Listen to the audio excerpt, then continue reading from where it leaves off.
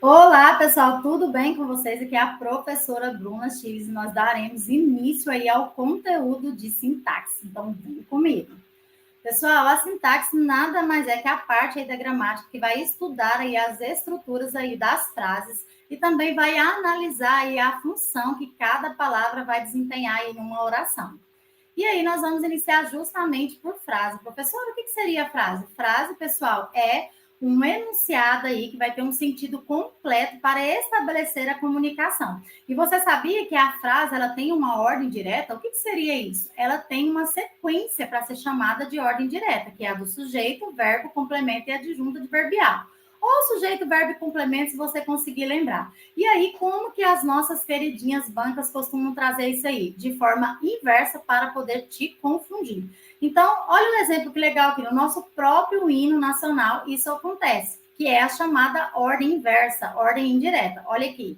Ouviram do Ipiranga as margens plácidas de um povo heróico brado retumbante.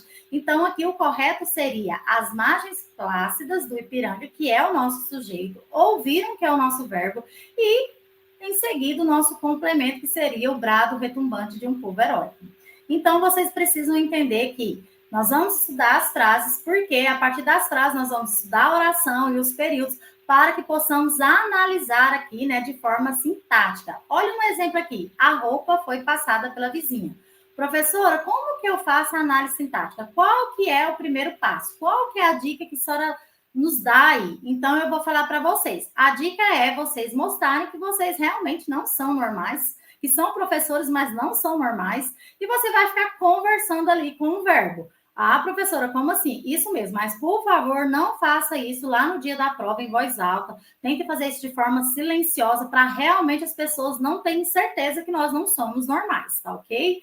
Brincadeiras à parte, então, mas realmente você vai fazer a pergunta para o verbo. O que foi passada pela vizinha? E aí você vai demonstrar que realmente você tem uma loucura total e que esse verbo te responde que você escuta. Ele vai te falar a roupa. Olha que legal. Então, o verbo, ele vai ser o quê? A nossa base aí para podermos fazer essa análise sintática, ok? Então, o nosso sujeito aqui é a roupa e o nosso predicado é tudo que está ali, incluindo o verbo, tá? Só não o sujeito e o vocativo.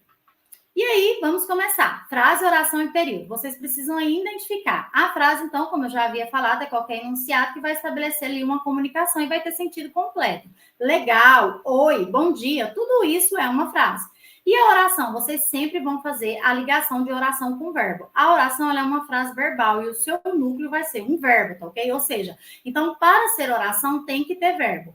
E o período, professora? Aí, nesse caso, nós vamos ter a classificação de dois. Se tem apenas um verbo, eu vou chamar de período simples, porque ele vai ter apenas uma oração. Se for período composto, é porque ele vai ter dois ou mais verbos, então eu vou chamar o quê? De período composto, porque ele tem duas ou mais orações. Então, oração aí, você vai fazer a ligação para verbo. Olha aqui uma questão que eu trouxe para vocês que está cobrando justamente aí o período que vai ser classificado como simples. Ou seja, que eu vou ter apenas um verbo, apenas uma oração. Vamos olhar? Letra A. A corrupção que assolou o Brasil, especialmente o estado do Rio, nos últimos anos provocou imenso prejuízo aos cofres públicos. Aí, B, uma das consequências mais perversas desse assalto aos contribuintes é o sucateamento dos serviços básicos à população. Então, vamos pegar aqui, ó. Letra A, nós temos assolou e provocou. B, nós já temos o nosso gabarito. A letra B aqui, ela tem apenas o verbo é. Então, aqui nós temos o nosso período simples. Na letra C, nós temos o é, o apurar e o ocorridas. Na letra D, nós temos o acredita e o limita. Então, aqui o nosso gabarito para ser período simples é a letra B. E aí nós vamos aprender os termos da oração. Por quê, professora? Porque é a partir dos termos da oração que nós vamos conseguir fazer aí a nossa análise sintática.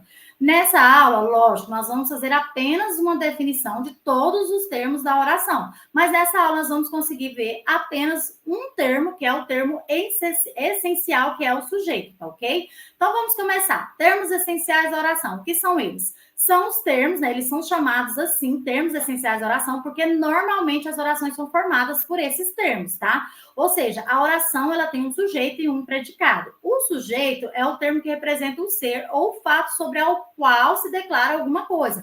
E é ele que faz o nosso verbo ser conjugado. Por isso que quando nós falamos ali da concordância verbal, que o verbo tem que concordar com o sujeito por causa disso, porque é ele que faz o verbo ser conjugado. O predicado, nós temos vários predicados, nós temos 3, nós vamos aprender. O predicado, ele soma de todos os termos da oração, exceto o sujeito vocativo, que não vai fazer parte dele. E ele é o que declara aí, referindo aí sempre ao nosso sujeito, tranquilo? E ele sempre vai apresentar o nosso verbo, ou o verbo nocional, que é o verbo de ação, ou o verbo de ligação, tranquilo? E aí nós temos aqui um exemplo para vocês poderem entender. Nós temos o sujeito, o predicado e o predicativo. Professora, o que é predicativo? Lembra lá do adjetivo? O predicativo ele vai ter a mesma função aqui na análise sintática, de adjetivo. Ele vai dar característica aí para o nosso sujeito. Ela, o nosso sujeito, predicado é bonita, predicativo bonita, tá vendo? Chegamos cedo, aqui nós não temos aqui o nosso sujeito. Ele, na verdade, nós temos, mas ele está de forma o quê? Elíptica, que nós vamos aprender agora, tá? Eu cheguei cedo, então ali nós temos ali a frase na ordem direta. O que são os termos integrantes aí da oração? São termos que vão servir para completar o sentido aí, ou do verbo, ou o sentido do nome, tá ok? E aí nós vamos ter o objeto para complementar aí o sentido do nosso verbo, o complemento nominal para complementar o sentido do nome, e o agente da passiva, porque é muito importante, porque aqui ele vai justamente nos confundir. Nós temos que ficar bem atento aqui em relação lá ao sujeito, quando ele vai ser sujeito simples ou sujeito aí inexistente. Vou explicar para vocês, tá? Termos acessórios da oração. Então, vamos lá. Os termos acessórios, o próprio nome já fala, ele vai ser dispensável, ele vai ser aí usados apenas para construção aí da oração, para a construção ter um sentido aí mais completo, tá? Ó, o adjunto adnominal, então ele vai ter o sentido aí de restringir o substantivo. O adjunto adverbial vai ter a mesma função do advérbio, tá? O aposto, lembra lá do aposto, que eu sempre falo para vocês na redação? Então, nós vamos ter vários tipos de aposto que nós vamos estar explicando depois para vocês. Nós vamos ver todos os termos desse um por um, tá? E o vocativo aí, olha o exemplo do vocativo, espero que vocês entendam, queridos. Queridos é o chamamento, e aqui está uma ordem indireta, né? Porque o correto seria queridos, espero que vocês entendam, tá ok? O sujeito, pessoal, o sujeito, nós temos o sujeito, que é o que nós falamos agora, que é o qual se diz alguma coisa, né? E ele faz o verbo ser conjugado. E nós vamos ter vários tipos de sujeito, que é o que nós vamos aprender agora. Nós temos o sujeito simples, que é o mais fácil, que o núcleo dele vai ser explícito. O que é um núcleo? Ele vai ter um núcleo só, por isso que ele é chamado de simples. Ó, alguém escondeu a minha bolsa. Quem que escondeu a minha bolsa? Alguém. Ah, professora, mas não seria aqui indeterminado? Não, tem um alguém. A própria frase aqui deu esse alguém como sujeito simples. As despesas das casas de praia e de campo ficaram por minha conta. O que ficaram por minha conta? As despesas da casa de praia e de campo. Ah, professora, não seria sujeito composto? Não, porque aqui o meu núcleo é a palavrinha despesas, tá ok? E aí nós vamos ter o composto, que aí sim é mais de um núcleo explícito. Olha aí, ó, minha chave, minha bolsa, minha moto foram roubadas. O que foram roubadas? Chave, bolsa e moto. E aí nós temos também o sujeito oculto, que ele vai ter várias nomenclaturas, então fiquem bem atentas, todos são a mesma coisa. Oculto, implícito, elíptico e desinencial. É tudo o quê? Que o nosso núcleo ele vai ter implícito. Mas lembra lá da figura de linguagem elipse? Nós vamos conseguir identificar. E nós vamos conseguir identificar justamente pela desinência aí do verbo, a terminação do verbo. Olha aqui, não consigo deixar minhas responsabilidades de lado. Consigo, eu consigo. Estudamos muito ontem à noite. Nós estudamos muito à noite, entendeu? Então, assim, nós vamos perceber aí, porque ele vai estar de forma implícita. O indeterminado, ele tem duas regrinhas só que eu quero que vocês prestem bastante atenção. Na verdade, aquela hora eu falei que é inexistente, mas não é inexistente, é indeterminado. Desculpa, tá? Ó, primeiro, onde que a senhora falou isso, professora? Deixa eu explicar aqui bem onde que eu falei para voltar. Na agente da passiva. Na agente da passiva, nós vamos ter que estudar, porque ele vai confundir aí a nossa cabecinha aí com o sujeito simples e o sujeito indeterminado. Aí você vai entender agora que eu vou te explicar aqui, justamente quando eu for trabalhar aqui o sujeito indeterminado. Vamos entender aqui. O sujeito indeterminado, nós temos duas regrinhas só. Você vai lembrar aí, ó, verbos na terceira pessoa, verbos na terceira pessoa. O verbo na terceira pessoa, quando ele estiver no plural, sem sujeito explícito. Então, ou seja, ele vai ser um sujeito indeterminado. Toda vez que o verbo vier na terceira pessoa do plural, ele vai ser sem sujeito. Como assim, professora? Porque se ele tiver na terceira pessoa do singular e não tiver partícula, ele vai ser um sujeito oculto. Então, um exemplo, professora, escondeu minha bolsa.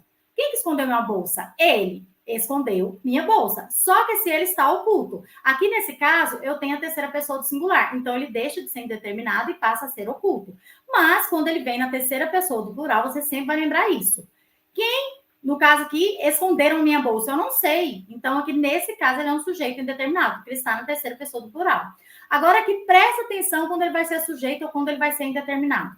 Quando eu tiver o meu verbo na terceira pessoa do singular mais a partícula ser, eu faço justamente aquele agente lá da passiva. Eu inverto para ver se eu consigo aí ter uma frase aí. Por exemplo, deixa eu pegar aqui para vocês. Precisa-se de funcionários. Precisa-se de funcionários, ele é na terceira pessoa do singular, tá? Tá na terceira pessoa do singular, mas ele vem acompanhado da partícula ser, correto? E aí, nesse caso aqui, se eu inverter, eu falar assim, ó, funcionários são precisados? Não fica, né, coerente, tá vendo? Então, nesse caso aqui, ele é indeterminado. Agora, olha o outro exemplo aqui. Aluga-se casas. Quando eu faço essa inversão, casas são alugadas. Então, o que são alugadas? Casas. Nesse caso aqui, o casa, ele vai ser o quê? O meu sujeito simples. Então, tomem cuidado que a banca ama fazer esse tipo de peguinha aqui com vocês. Mas podem ficar tranquilos que nós vamos treinar exercícios justamente nessas questões para vocês poderem fazer essa inversão, para vocês entenderem se há ou não um sujeito aí, tá ok? E aí nós temos a oração sem sujeito. Ela vai ter 4 regrinhas, vocês vão lembrar disso. Ele pode aparecer lá na sua prova como sujeito inexistente, tá ok? Oração sem sujeito ou sujeito inexistente. E são 4 regrinhas. Vocês vão lembrar que são os verbos aí impessoais, tá ok? O haver, quando ele estiver no sentido de existir ou ocorrer, ou indicando o tempo decorrido. Ó, havia poucas pessoas aqui. Então, pessoal, não vai ter sujeito. Quando eu tiver nossos verbos fazer, parecer, ficar e estar, indicando o tempo ou aspecto natural, tá? Então, aqui vai ter vários exemplos, ó. Não haver faz 10 meses, aqui fez invernos rigorosos ano passado. Nós vamos ter o verbo ser, indicando o tempo vago, hora, data, distância e aspectos naturais, tá vendo? São muita regrinha aqui, são 4, mas dentro delas tem outras regrinhas. E nós vamos ter os verbos que indicam fenômenos da natureza aí, que esses vão ser o mais fácil. Mas lembre sempre, toma cuidado, porque às vezes vai ter aí fenômenos da natureza, e aí vocês vão achar que ele é sujeito inexistente. Por exemplo, deixa eu dar um exemplo aqui.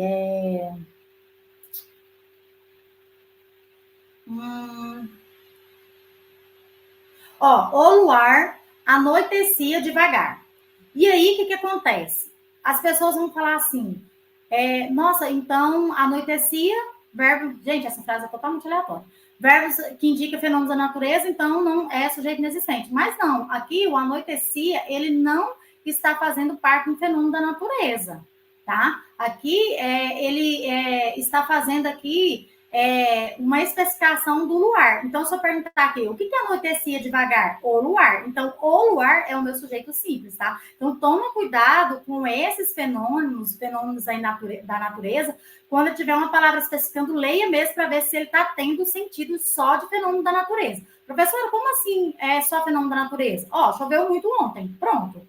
Ele está tendo o quê? Só indicando aí um fenômeno natural, tá ok? E aí, o sujeito oracional é quando o nosso sujeito ele vai vir em forma de oração, ou seja, o nosso verbo aí, ele vai ser um sujeito oracional e ele vai vir sempre na terceira pessoa. Então, você vai lembrar disso, sempre na terceira pessoa, eu vou ter aí o nosso sujeito como forma aí de oração, como forma de verbo. Comer frituras todos os dias não é saudável. Então, o verbo ser, ele está flexionado aí na terceira pessoa, ele é. E aí vocês podem observar que se eu faço a pergunta aqui, o que é saudável, o que não é saudável, né? Comer frituras todos os dias. Então, vocês podem ver que a nossa frase aí, a nossa oração, ela começa o quê? Com um sujeito oracional, com um verbo, tranquilo? E aí é isso, pessoal. Espero que vocês tenham gostado. Podem ficar tranquilos que no simulado nós vamos fazer aí bastante revisão. Sexta-feira vocês têm o simulado, né? No caso, amanhã, o simulado vai ser liberado lá na plataforma e vocês vão treinar bastante exercícios, né? Sobre esse conteúdo. Tranquilo?